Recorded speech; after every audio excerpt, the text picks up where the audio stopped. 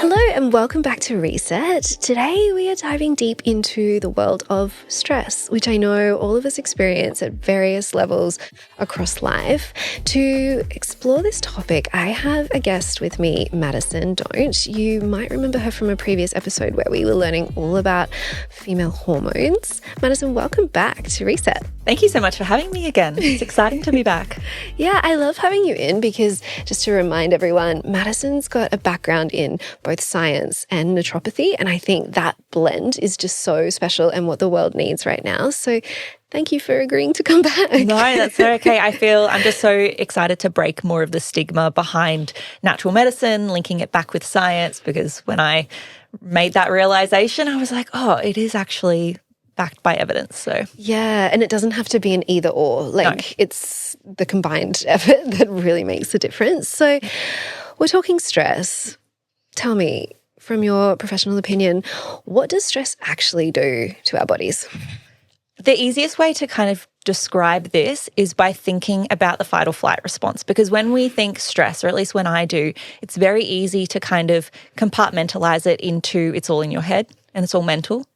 But there is also physical stress, and mental and physical stress are linked. So when you experience mental stress, you're going to have a physical reaction in the body. So to make it really simple to link, I think about that fight or flight response going all the way back to, caveman days when we were getting chased by a lion, and what happens to the body when we have that stressor and when we're like, okay, we need to either fight, flight, or freeze. Our body sends cortisol to all of our different body systems to be able to prepare for that response. And so now we might get a bill in the mail and we haven't evolved past that. It's a survival response. So we still have all of those physical changes in the body. If that bill, it's a little bit of perception, if that actually triggers the fight or flight in us. So things like speeding up your breathing, your muscles tense to get ready to fight or run away. You've got things like your digestive system kind of shuts down. When I say that systems shut down, it's just that your body is prioritizing blood flow to things like your heart, because you're going to have to run, or your muscles, or all these other body systems. So it's a big prioritization system. And so the blood flow goes away from the digestive system. So the opposite of fight or flight is rest and digest. So if we think back to all of that, and also you don't need to be ovulating if you are in a really stressful environment, because the risk that pregnancy is going to go to full term and be safe is not very high anyway. So when we're stressed, our body directs that blood flow away from ovulation and the hormones towards all of the survival systems. Yeah, and I think it's so easy for us to think that stress just lives in a moment, like the getting a bill example if you're financially stressed. Yeah. But it has lasting impacts on our body. I know you were saying there's some really interesting research coming out around stress and the impact on illness and disease and things like that. Can you educate us all? Yeah. Researching this, I went down such a rabbit hole. It's just so interesting, because we can all speak from experience. We've all been stressed before, but to actually see how prevalent it is quite scary. There was a stat from the American Psychological Association that 77% of people experience physical symptoms due to stress. Wow. So that's just wild, and I would argue that's probably even higher. It is a bit harder to do studies that assign causation, because there are so many different factors in our diet and lifestyle that contribute to different symptoms. So it's really hard to kind of put someone in a vacuum and follow them over time and be like, you need to eat the exact same diet as 100 other people. You're not allowed to change anything else. You need to do the exact same exercise, and it's just the stress that we're going to change. So it's really hard to do lifestyle studies, but I think we've all been in that place where we've experienced maybe burnout, or maybe people don't even know that they're experiencing burnout. And so it really can impact us in a lot of different ways, even causing little things that we don't necessarily associate to stress, but they're still niggling symptoms every single day. Yeah. And you mentioned some examples before, like our breath, our pace of our breath might change, our heart. But what else? I know like sometimes I will feel stress in my gut, or like what are some other things that people might be experiencing if they're stressed? Yeah, absolutely. So that again, that links back to that fight or flight response in the gut, right? It's like it's taking away that attention from the rest and digest and the calming of everything moving nicely through the digestive system. And it's really disrupting that. Other things can be like headaches. Fatigue is a huge one, and that one makes a little bit more sense. But mood changes as well. We've got blood sugar crashes, so many different things. And then those little things, when they persist over time, they lead to bigger conditions and symptoms and hormonal imbalances as well. Yeah. So is the flip side true then as well? If stress can cause all these issues in our body, can reducing stress reduce issues and illness and help us live easier lives? I'm sure the answer is yes, but tell me about it. Yeah, absolutely. And there's a lot more research coming out about the power of mindfulness and the power of doing breath work and yoga and all of those beautiful activities. Breath work is a really, and it doesn't even have to be in like the sense that you go to a breathwork class, but even just sitting there and doing the box breath where you breathe in for 4, hold for 4, breathe out for 4, hold for 4. That is one of the most simplest things that anybody can do. And that manually overrides the fight or flight system, because if you think about it, the fight or flight survival system speeds up your breath. And if you kind of reach in and be like, hold on, I'm going to manually turn this off or turn this dial to where I want it to be, then over time your body starts getting the idea that it's like, okay, no, actually we are safe. We're breathing slow. Therefore, it's all going to be okay. Yeah. Is one more influential than the other, like our mind or our body, or it's just we kind of feed off the two? That's a good question. I definitely think we feed off either one. Hormonally, for example, progesterone is a really beautiful hormone that works on the receptors in the brain for calming and reducing anxiety. And we need to ovulate in order to make progesterone. So if women have irregular cycles, PCOS, they're not ovulating, then they are not going to be making their own progesterone, and therefore they're going to have maybe higher levels of anxiety, which is then going to lead to more stress, and then more stress is going to impact ovulation, which is then going to mean they're not producing progesterone, and it's kind of like a big vicious cycle. So there's definitely that side of things. But also ever since I got an Oura ring, which has been for a while now, it changed my perception on physical stress, because when we think physical stress, I think we think like exercise. And so my stress levels would be up after I was, having a little dance while I was getting ready in the morning or getting ready to like go out for dinner or something like that. And my stress levels would be high. And I'm like, it's a Friday afternoon. I'm going out for dinner. I am not stressed. Like I am switched off. I'm happy. I'm having a great time dancing. Why are my stress levels high? This Oura ring is broken. And yeah, I just really started to learn that obviously dancing, it's like physical activity. I mean, I wasn't even getting that into it. I'm like in front of the mirror with the makeup imagining brush. like you just busting all these moves to trigger apparently it spiked the stress more than I thought it did. And it's learning that we need to take that rest both mentally and physically. And yeah, you can't have one without the other. It needs to be, I mean, you can do it at different times, but you can be in a bubble bath and be going through your to-do list and mentally just like being stressed. Or you can be really, really happy, but like physically dancing and moving your body. And then that's also putting good stress on your body, but stress nonetheless. And I think people just need to balance that out with rest, which is what we're not doing enough of. So I guess the word stress sounds bad. I think we've got this connotation of it, but there's probably healthy levels of stress in our life that fuels us to move forward and make progress and do things. Like, can you kind of explain good stress versus not so good stress? Yeah, absolutely. And when I think stress, the easiest way to make it tangible is like the stress hormone is cortisol. And cortisol is still a really, really important hormone. When we talk about stress, we kind of make it out to be the bad guy. And I guess chronically high cortisol levels do cause problems, but cortisol is also the hormone that gets you up and out of bed in the morning, and you need it. And so on a cortisol test, we don't just want to see this like baseline flat. Like we want to see that your cortisol levels are rising to get you up and then, slowly drifting off towards the day. And stress, we can all feel it. When we don't care about something, then we're not going to be motivated. We're not going to push forward and reach deadlines or hit goals sooner rather than later. If there's nothing on the line, then we're just kind of like meh. Yeah. And no one wants to live a meh life. So it is still really important to have a little bit of, it's like that good pressure, but there is also, you can put bad pressure on yourself when something, I guess the perception of something is going to be worse or more important than really it actually is. It's like if something is causing you stress, especially if it's like, this goes for things on your to-do list as well. It's like, okay, but if you didn't do that today, is the world going to end? Like, is something really, really bad going to happen, or can it wait for tomorrow? Can it wait for next week? You'll get it done eventually, but I think it's really easy to feel like everything needs to get done right now. And I catch myself in that all the time because stress isn't something that you just like fix and then it goes away for the rest of your life. It's like a conscious effort to keep on top of it. Yeah.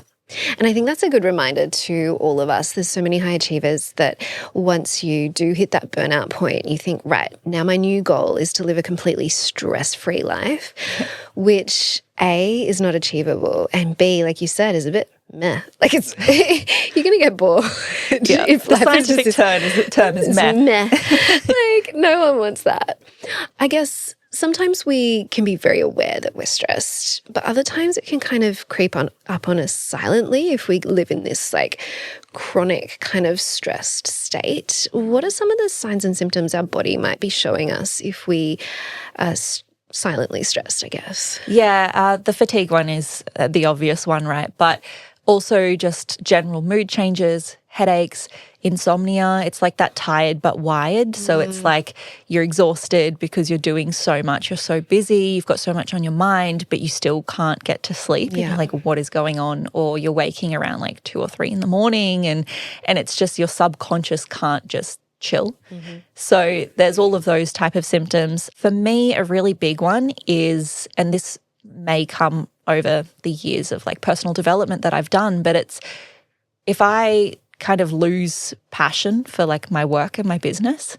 And it's like, I started my business because I am so passionate about what I do and I'm so excited to just keep building it. But if I just kind of start resenting it, then I'm like, hold on, like I think I just need to like take a break for a little bit. Yeah. Yeah, that's probably my biggest sign that comes even before all of those physical symptoms. But I think it's really common for people to be like, I just have to push through. And I mean, this can go down another wormhole, but that's that whole like masculine versus feminine way of doing business. It's that like the feminine is a little bit more intuitive and it's like leaning into the flow and what feels good. And you still need to have like the structure and discipline and like get stuff done. But I think masculine is a little bit more like push through, do, which can just be really hard with like the different hormones. And I mean, I think men should also lean into their intuition too, but for sure. Yeah. Speaking of the differences with men and women, do you find the rates of stress and burnout in men and women are different? Yeah. So the research actually does show that women experience, or they rate themselves stressed more frequently and they rate themselves higher. There is also biological differences.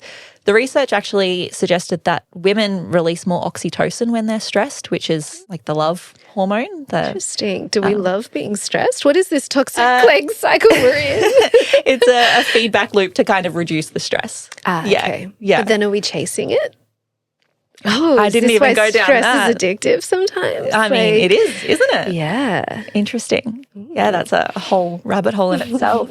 I think the body's just trying to protect itself, but like anything that, like not anything, but some things that are bad for us, they're a little bit addictive, right? So there definitely could be that aspect of it, and the body's trying to be protective, but that also could be why women, I think when they're stressed, they kind of react a little bit more internally, or kind of like don't maybe voice it as much or react.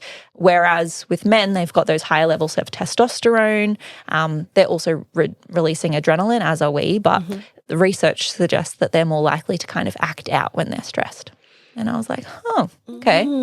I just found that super interesting. But also women are more sensitive to cortisol.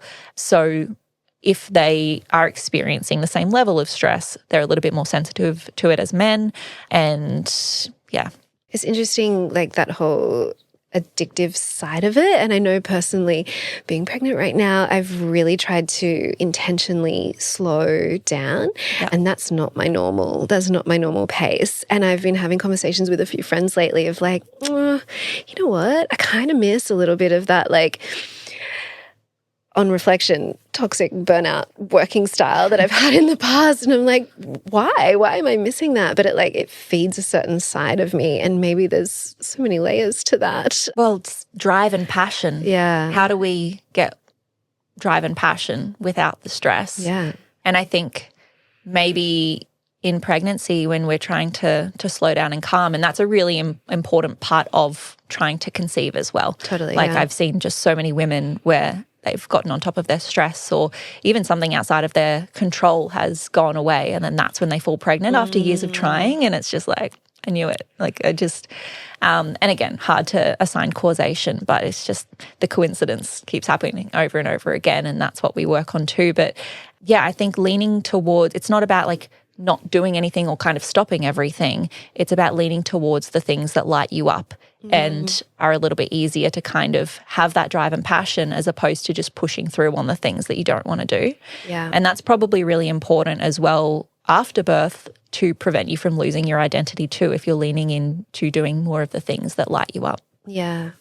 Let's talk more a little bit about the kind of examples that you've seen in clients and your friendship circles around stress impacting, say, fertility or health outcomes and things like that. Do you have some kind of examples of where you've seen stress either make something so much harder or reducing it has made it so much easier?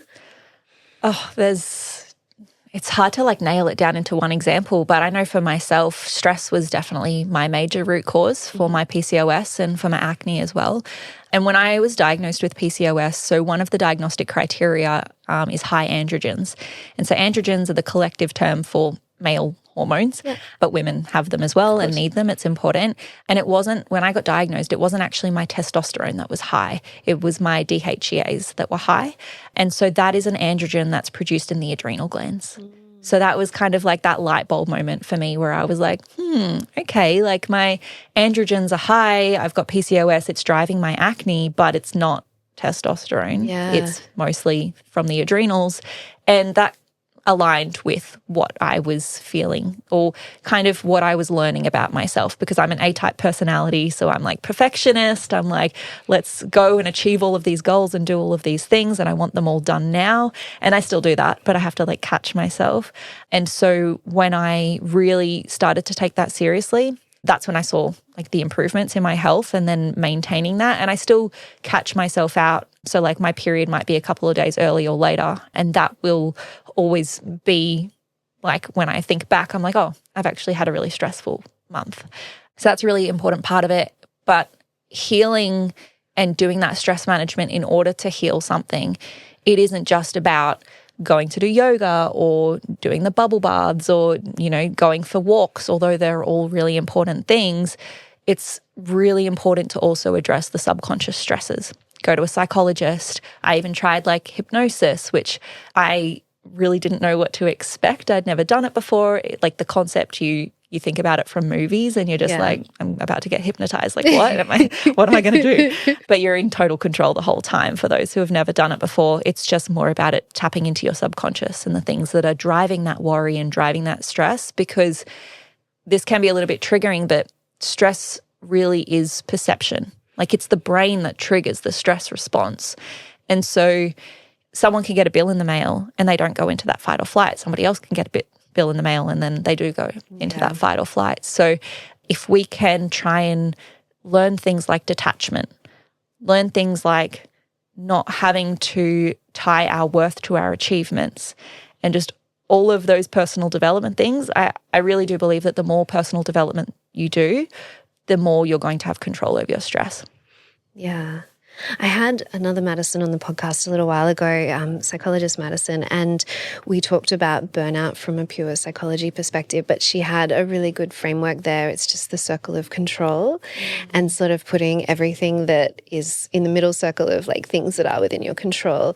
And then on the outside of that, it's things that are within your influence and then things that are just completely outside of your control. And it's so interesting when you sit down and start to map it out in a framework like that. So few things actually sit in the middle and then anything that's out of it. And I know my partner and I sort of use this in conversations now. It's like, well, what is within your control? Yeah. Okay, it's these things. And then so many other factors that we spend so much time like being consumed by or worrying about and considering, like, we literally can't do anything about. And so it's really liberating when you're like, well, it's not in that middle circle. Let it go. Let it go. And it's a muscle and you've got to like flex it and strengthen it and stuff, but it can be really empowering. Yeah. And you're human. Like you're going to get caught up in that. Yeah. And then it's just about coming back to it. Mm-hmm. Like sometimes or a lot of the time stress comes up quietly and secretly and it maybe even slowly over time and you don't actually notice it until one day you're just like, gosh, I am just so overwhelmed right now. And that's when you have to remember your tools and remembering how much those tools helped you last time. Because sometimes it's when you're so bogged down in that stress, it's not always as easy as like, oh, I'll just fix it. Like some people are so caught up in it and it can really feel overwhelming to actually start addressing it. But yeah, it's just about just starting somewhere and remembering how much those tools helped you before. Totally. And yeah, there's different phases of your life or different seasons that you'll be in that's something that wouldn't have stressed previous you stresses current you. Like I know when I've been incredibly stressed in the past, my partner Alex will say like, oh, what do you think we should have for dinner? And like I'd just been through a season of work where I was making thousands of decisions and I just broke down in tears and I was like, I don't know and I need you to decide. Like I cannot make another decision. And if you ask me now, like, what do you want for dinner? That's not a stressful question at all, but it was a huge red flag at the time of like, oof, we've pushed way past the limits of what is acceptable here. Yeah. And that, I mean, maybe it may stress you out if you had that same decision fatigue now. Yeah.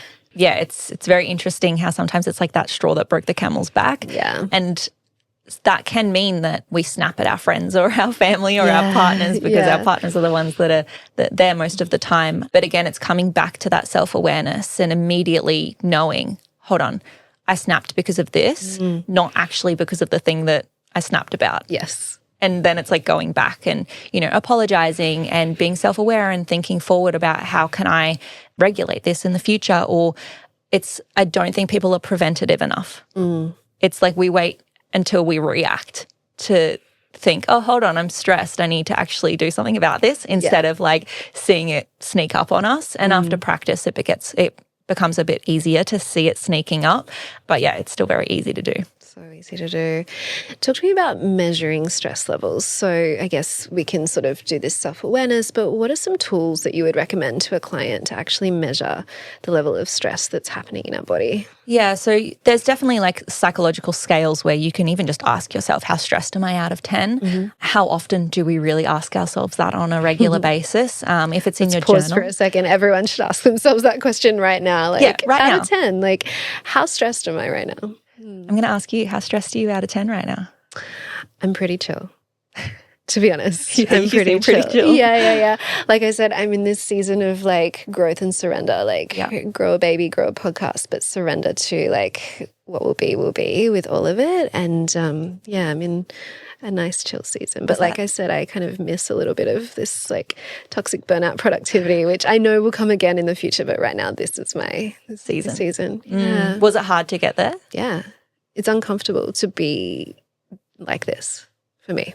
Yeah. Did you have to do lots of like mindset work or personal development to keep bringing yourself back into that and sitting with it? Yeah. And I think even moving to the Gold Coast, like it was a 2-year fertility journey. Like if I am really honest with myself about it. Like the act of trying to conceive happened very fast, but only because it was 2 years of creating an environment and a lifestyle that just allowed me to really like slow down, tap into that feminine side of myself. And yeah, it's interesting. Like I said, it's right for right now, but I am excited about future me being able to lean into a little bit more of a hustle again.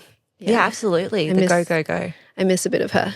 Yeah. She'll come back. She'll come back. But right now, like I said, I've got the responsibility of growing a baby girl and regulating her nervous system during that process. And the more I think about it, it's like, okay, well, she's also developing her eggs for the future. And if she chooses to have a child, like the way I grow and nurture her now is influencing future generations as well. So I'm like, it's okay. Just pause. Absolutely. And it happens so fast. So it's like try and soak it up and be present. And I just love what you said about the fact that it's, even though the actual trying to conceive happened so fast, it was all the work that you'd done prior. And a lot of people don't know that like that's the work to be done. And so they get to, okay, I'm ready to start trying now. And that's when they start their journey. And yeah, it can be really disappointing for a lot of people because even just like the pill, which I know we spoke about a lot last episode, but it's like people go off the pill and they're like expecting to fall pregnant within the next couple of months. And it's a lot more prep work. But like you said, even just like the stress piece, if you're stressed, it's so much harder to fall pregnant. So, and you know, you want to have a healthy pregnancy as well. So it's not just, okay, now I've fallen pregnant, I can go back to the stress. It's also, how can I maintain this beautiful environment that's low cortisol, really nurturing? And stress plays a huge part in that. Yeah, for sure. And takes time. Like if you have lived at this like high stress, busy version of yourself for years, it doesn't happen instantly. You can't just, I went on a holiday and now like my whole brain and body has changed. Like it does take time. Yeah. And there's lots of silent stresses as well. Like going back to the difference between men and women, I think women carry a lot more of a silent load, a lot more of, you know, even just thinking about the tribe and the community and thinking about their to-do list and all of the things that they've got to do. And when it comes to pregnancy, you can look like you're doing fine from the outside, but there's just so much that is on you. So, yeah, I think that's also why the stress levels and burnout is higher in women. Yeah, definitely. And I'm sure a lot of people are listening and they're like, yep, that's me. I'm stressed. I'm burnt out. I don't want to be as stressed or burnt out as I am. What are some proactive things you would recommend that the person listening can do to start to intentionally lower their stress levels? Yeah, so I think all of this, just pick what sounds best to you. The thing that's going to be the most effective is the thing that feels good to your nervous system and feels good to you. So, you know, if you don't want to go to a yoga class, if you couldn't think of anything worse, then don't. Don't force yourself to go to a yoga class hoping that it'll make you less stressed because it's probably going to make you more stressed. I love yoga, but like I still can't do yin. Even though I will happily sit there and meditate and not move, but I think it's the stretches. And then I'm just like, I'm sick of being in this position. I just want to move. But, you know, I sit there and I do think about my to-do list. So anything that kind of works for you in getting you out of that fight or flight. And you can really feel it when you're calm, when your breathing is not increased, when your muscles are not tense. Like if you're sitting there on the couch, like all tensed up, then you're probably not, like you're probably in that fight or flight mode or running through your to-do list. So things that can break you out of that fight or flight, because sometimes it's hard. It has control over us essentially, or it feels like it does. And it's so hard to just break it initially. Just even standing up away from your computer or whatever it is and going outside and just like taking a big breath of fresh air, that could probably take, depending on how far your desk is away from outside, like maybe 5 seconds if you're just like going out to the balcony or something. It's just that pattern interrupt. It's just that interrupter that then gives you the opportunity to just rethink, reset, and then come back in. Maybe you could go for a walk. You could do things like yoga, something. If you don't have time to actually like go and do something, even going on to Spotify and going into, what is it called, the peaceful meditation playlist. it's like one of my most played things on, you know, when it like has Yeah. the Spotify Wrapped, Yeah. and then it's like you listen to no music, I mean music, but like meditation. I listen to that all the time when I'm stressed. Like in the car, it'll just be like this peaceful little music. Yeah. And when I'm going for a walk, or so you could do that even if you're like working and you can't stop working, just something like putting that in the background can just help soften the environment. Yeah. Lighting a candle, or just little things in your environment to help soften it and make it less masculine and hustle and push, and more like I'm choosing to do this. Yeah. But yeah, anything where you're kind of like just stepping out of that thought pattern of feeling stuck in the fight or flight and helping to reset. Yeah. I wonder if it's helpful for people to kind of write themselves like 3 things that they know can just instantly snap them out of that, whatever cycle they're in. Because I know when you are super stressed, your brain can just go blank. So even like keeping it in notes on your phone or something, like here's 3 things that can just instantly like disrupt that pattern. Even sticky note on the desk. Yeah, just right in front of you. If Yeah, so it doesn't get lost in the notes. Yeah. I think that's a great idea, writing that list, because often it's when you're stressed, we actually lose a lot of our peripheral vision when we're stressed, and we kind of hone in and focus. And so you do, like the world kind of falls around you, and you fall into this like vertex of focus, and just something to try and like help pull you out of that, because it's really hard sometimes to pull yourself out of that. So if you have those 3 things that you can fall on, you're not feeling creative in that time of stress to think of them then and there. So be proactive. Have them ahead of time so that you can fall back on them. I think that's a great idea. Yeah. Something I think all of us are pretty guilty of doing is having our phones. And like, you know, when you first wake up in the morning, you grab your phone. And then I know previous me would grab my phone, I would instantly check work emails, and this is at a time where I would be working across multiple time zones. So of course, like notifications are wild. And I would use the anxiety from that to like, boom, I'm so wide awake now. Let's get up. Let's start the day. Do not advise that at all. But that was just like this pattern that I was in. And about a year ago, I think, maybe a bit longer now, I started sleeping with my phone on airplane mode. I would still guilty of using it as my alarm clock, but it stays on airplane mode for at least the first 30 minutes of my day and just allows me to get up and enjoy a morning that is a little bit slower. It's still like, I can still get up, I can still get ready, I can still, like on the dream days, I also go for a walk and things like that before taking it off airplane mode. And it is just such an empowering thing to do. It takes a while before that can feel normal and okay and comfortable, but it has been a game changer. It has been an absolute game changer. And I think speaking to anyone who thinks like, no, I need to check my messages first thing in the morning when I wake up, then set your alarm 10 minutes earlier. Yeah, like no one is that in demand unless you are a medical doctor on call and literally it's life or death, like your phone is on call on those days. Okay, fine. Most of us can gift ourselves a little bit of time in the morning to just wake up without using those notifications and things as like a crazy trigger for us to start our day. Yeah, I love that. It's such a good way to wake up slowly, wake up with like by yourself, and just that's when you can even just like go grab yourself like something to eat or something to drink or like a tea, and then just go sit on the lounge and just chill for 10 minutes. Yeah. Just be, or go for a walk. That's even better. I also want to like put the disclaimer that you don't have to be perfect in order to be on top of your stress. Like I have definitely done that before, and I am so guilty of not doing it right now. Like I do look at my phone first thing in the morning, and I know that's like number 1 tip on how to, what not to do. But I use the light to wake me up because that's what it is. LED, it just like it wakes you up. But I think it's really helpful to not have like work emails on your phone if you can help it.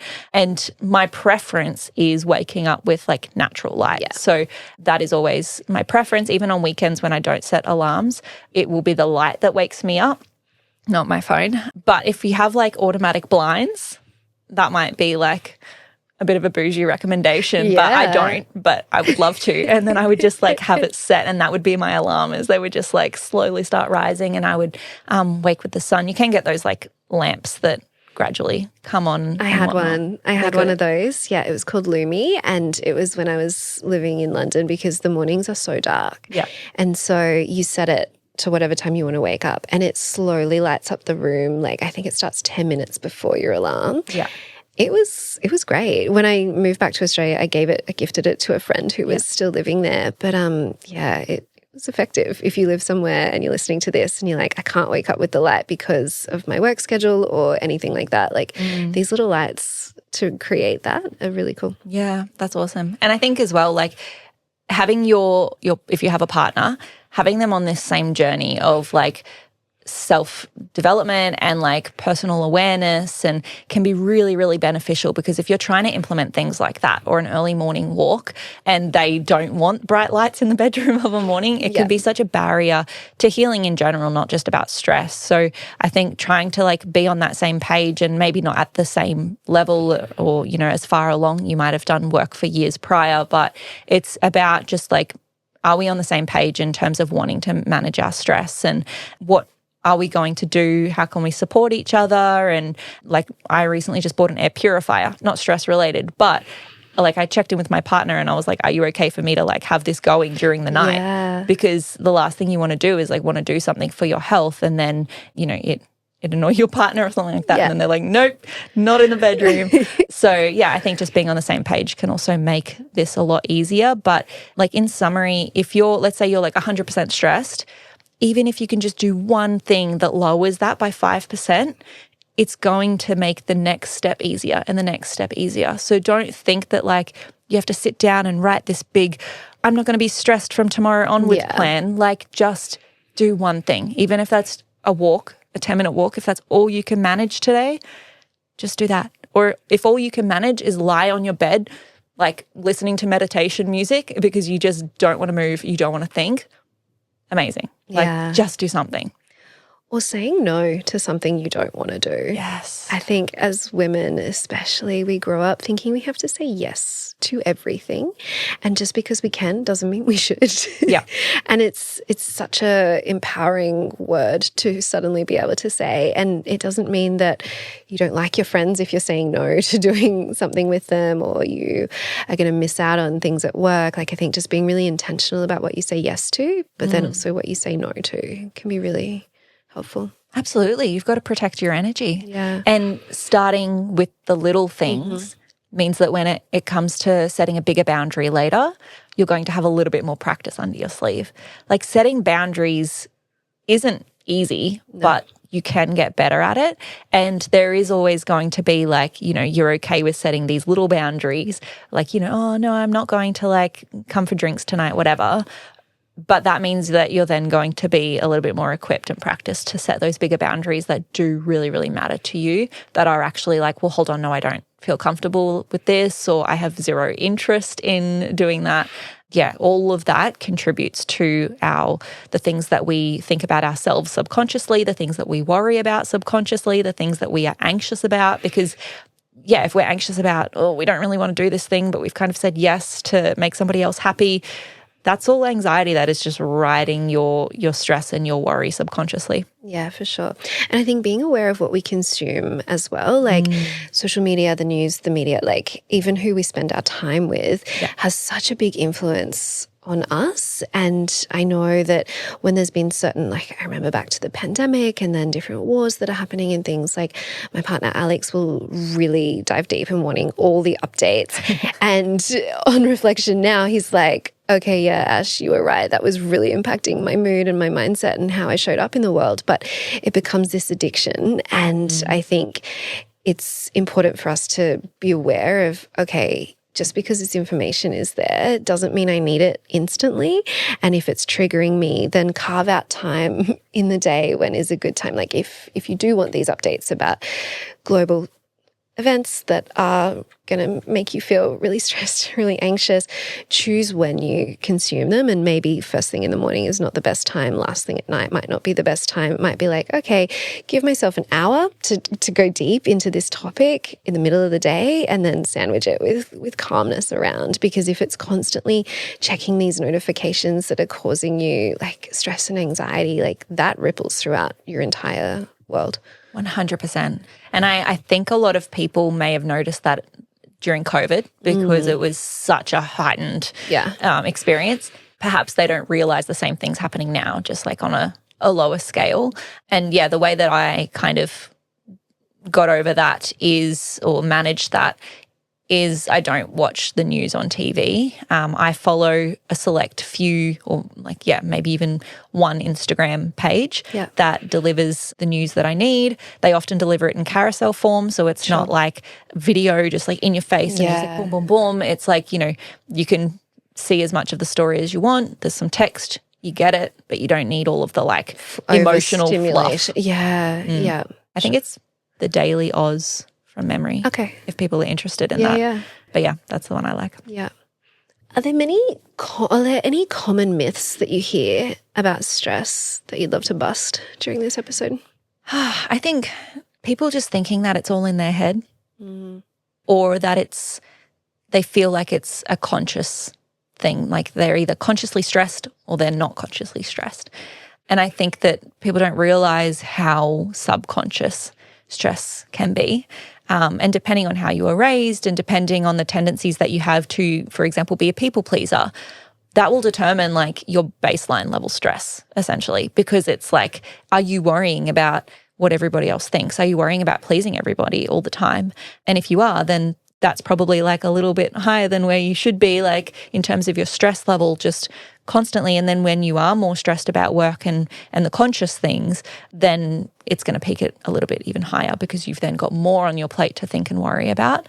So I think is that people feeling like, oh, I'm not stressed. It's like people are creating their own myths around no, I'm okay, I'm all right. But it's like checking with your body and going on about measuring stress. If you want to be objective about it, there are tests that you can actually do to see where your cortisol levels are at. So it's not just about your opinion and being subjective about where I am on a scale from 1 to 10, but so you can measure cortisol on either a blood test or there is a urine test, which is more accurate. It also measures the cortisol throughout the day and the clearance of cortisol, so how your adrenals are working, as opposed to just a blood test that shows one snapshot of your cortisol levels in time in your blood. So there's that, or you can look into things like a wearable, Whoop or an Oura Ring that will show you things like your heart rate, your breathing rate in real time. It also can calculate and give you a stress scale, but you don't even need anything fancy like that. Even if you just have even Fitbits do it. You can get Fitbits that do it for under $100 or something that just show you your heart rate throughout the day. And if your heart rate is sitting quite high, up towards the hundreds or more, then you really want to start thinking about, okay, well, how can I get this more down towards around 60? Great. It doesn't have to be 60, but just if it's over 100, then start thinking about what you can do. Okay. So what would happen if someone's listening and they're like, yeah, maybe I'm stressed, maybe I'm not, I don't care. And they just keep cruising through life at whatever their stress level is. What can happen to us? Chronic stress, it's that constant level of stress where we kind of keep pushing through and then it persists. I like to think of chronic stress as a fire alarm in our house. That's the analogy that I use.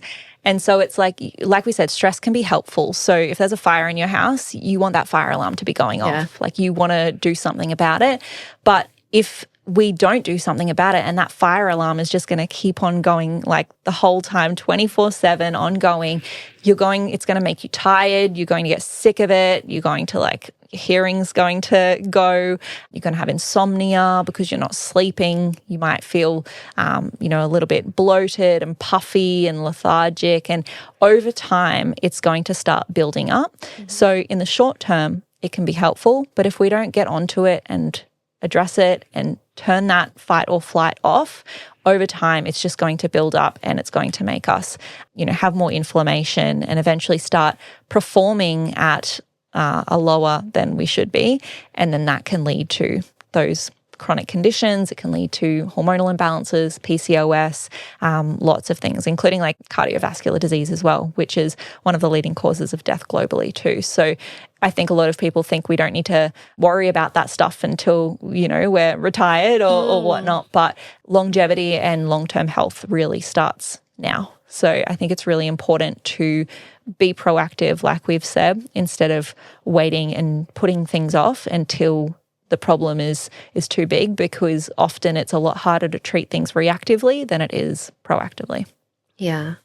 And I think another nice reminder, just to kind of round this out, like you were saying before, is stress is subjective and it's how you see the world. And so it's okay if you want to start managing your stress levels and you're feeling like a certain situation is really stressful for you. You don't need to compare yourself against others and be like, oh, but Mads can do all these things and it doesn't stress her. It's like, that's okay. She's going to get stressed about other things. Like, I will be stressed about these, and I still need to take a proactive approach of like caring for myself. And it's not this competition of who can handle more stress, because you don't know the context of what's happening behind the scenes. Absolutely. And you don't know how much stress people are under. It's like that whole Instagram thing, right? Yeah, it's like a calm front, but like who knows behind. Yeah, there's constantly lots of things going on in everybody's lives, and everybody's going to go through grief, and most people are going to go through heartbreak and, you know, stresses about money and different things like that. So it's like we all experience it, but if someone is tolerating it a little bit better, or it looks like they're able to hold more,